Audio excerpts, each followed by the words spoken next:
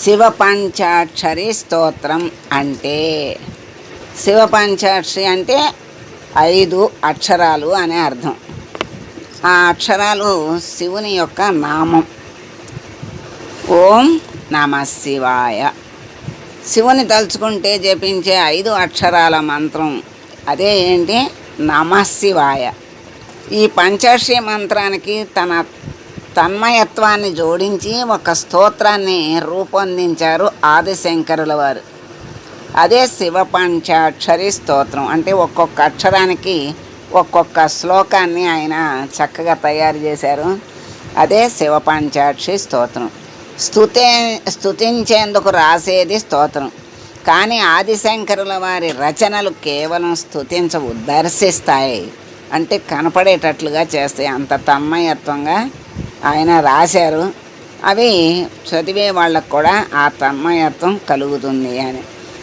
ఎప్పుడైనా తన్మయత్వం కలగాలి అంటే భావాన్ని తీసుకున్నప్పుడే తన్మయత్వం బాగా కలుగుతుంది. భగవంతుని రూపాన్ని, ఆయన చుట్టూ ఉన్న ప్రదేశాన్ని, అక్కడ ఉన్న వాతావరణాన్ని అన్నీ కళ్ళకు కట్టినట్లు చూపిస్తాయి. స్తోత్రాన్ని సైతం గొప్ప కవిత్వంలో రాసిన వారు శంకరులు. అందుకు మచ్చుతనక ఆయన శివ పంచాక్షరి స్తోత్రాన్ని మనస్ఫూర్తిగా స్మరించుకుందాం. దాని అర్థాన్ని ఒకసారి తరిచి చూసుకుని శంకరుల వారి భావ పారవస్యానికి ముగ్ధులు అవుదాం. ఓం నాగేంద్రహారాయ త్రిలోచనాయ భస్మాంగరాగాయ మహేశ్వరాయ నిత్యాయ శుద్ధాయ దిగంబరాయ తస్మై నకారాయ నమః శివాయ. సాక్షాత్తు ఆ నాగేంద్రునే హారంగా కలిగిన త్రినేత్రుడు, భస్మమే ఆచ్ఛాదనగా దిక్కులే వస్త్రాలుగా కలిగిన మహేశ్వరుడు, ఏ రకమైన మలినము సోకని శుద్ధుడు, అలాంటి శివునికి వందనం అనే అర్థం ఆ శ్లోకానికి. ఇందాకది నకారాయ నమః శివాయ అంటే నకారానికి నమస్కారం. ఇప్పుడు మకారానికి నమస్కారం. మందాకిని సరిల చందన చర్చితాయ నందీశ్వర ప్రమథనాథ మహేశ్వరాయ మందార ముఖ్య బహుపుష్ప సుపూజితాయ తస్మై మకారాయ నమః శివాయ. ఉత్తరాదిన మొదలయ్యే నదులలో ప్రముఖమైనది మందాకిని నది. ఇది ప్రముఖ శైవ క్షేత్రమైన మందాకిని నది. ఇది ప్రముఖ శైవ క్షేత్రమైన కేదార్నాథ్ వద్ద ప్రారంభమవుతుంది. మందగమనంతో హుందాగా గంభీరంగా ప్రవహిస్తుంది కాబట్టి దీనికి మందాకిని అన్న పేరు వచ్చింది. కానీ మందాకినికి వరద వస్తే కనుక వరద వస్తే ఉత్తరాది అంతా అతలాకుతలం అయిపోతుంది. 2013లో కేదార్నాథ్ను ముంచెత్తిన వరదలను ఎవరు మాత్రం మర్చిపోగలరు? నిరంతరం ధ్యానంలో ఉన్నప్పటికీ అవసరమైనప్పుడు లయకారునిగా మారిపోతాడు శివుడు. అలాంటి శివుని మందాకిని నదితో పోల్చడం గొప్పగా తోస్తుంది. శంకరాచార్యుల వారికి కూడా మందాకిని నదితో గొప్ప అనుబంధం ఉంది. ఆయన కేదార్నాథ్ క్షేత్రంలో కొన్నాళ్ళు నివసించటమే కాకుండా ఇక్కడే శివైక్యం అయ్యారని కొందరి నమ్మకం. అలాంటి మందాకిని జలాలతోనూ చందన లేపనంతో పూజింపబడేవాడు అంటారు ఆదిశంకరులు. నందీశ్వరాది ప్రమదగణాలకు నాయకుడు.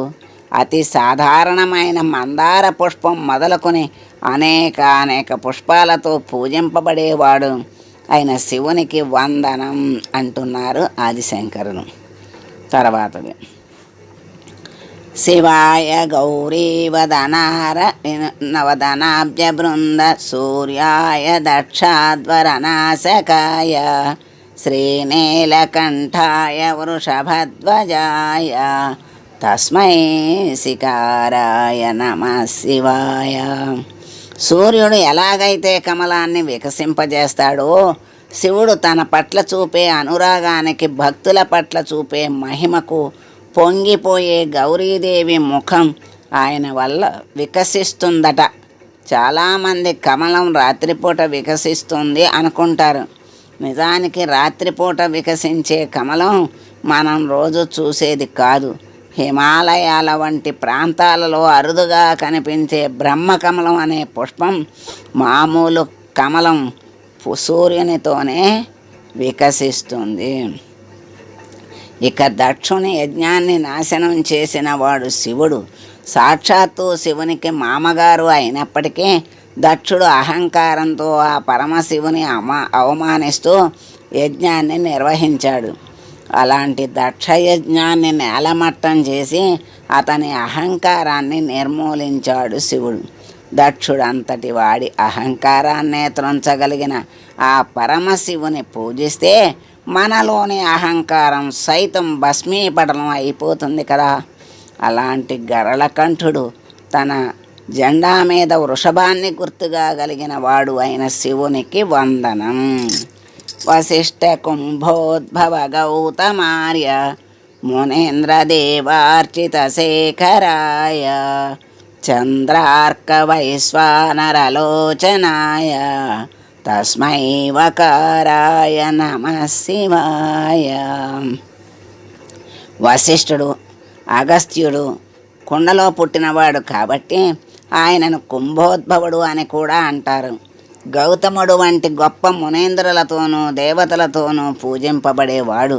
చంద్రుడు సూర్యుడు అగ్నిని 3 నేత్రాలుగా కలిగిన వాడు అయిన ఆ పరమశివునికి వందనం. యజ్ఞస్వరూపాయ జటాధరాయ పినాకహస్తాయ సనాతనాయ దివ్యాయ దేవాయ దిగంబరాయ తస్మై యకారాయ నమః శివాయ. కోరికలను తీర్చే యక్షునిలా కనిపించిన, దుష్టులను దండించే శూలాన్ని ధరించిన ఆ జటాధరునికి దిగంబరునికి వందనం. పంచాక్షరమిదం పుణ్యం యః పఠేత్ శివసన్నిధౌ శివలోకమవాప్నోతి శివేన సహ మోదతే. ఇది ఫలశ్రుతి. శివ సన్నిధిలో ఈ పంచాక్షరాలను ఎవరు పఠిస్తారో వారికి శివలోక ప్రాప్తితో పాటు అక్కడి పారవస్యం కూడా దక్కుతుంది. అలాగని ఈ స్తోత్రాన్ని గుడిలోనే పఠించాలని లేదు. మనసులో శివుని నింపుకున్న అది శివ సన్నిధే అవుతుంది కదా. ఇక శివుని అణువణువున నింపుకున్న వారికి ఈ ప్రపంచమే శివలోకం అవుతుంది. ఓం నమః శివాయ.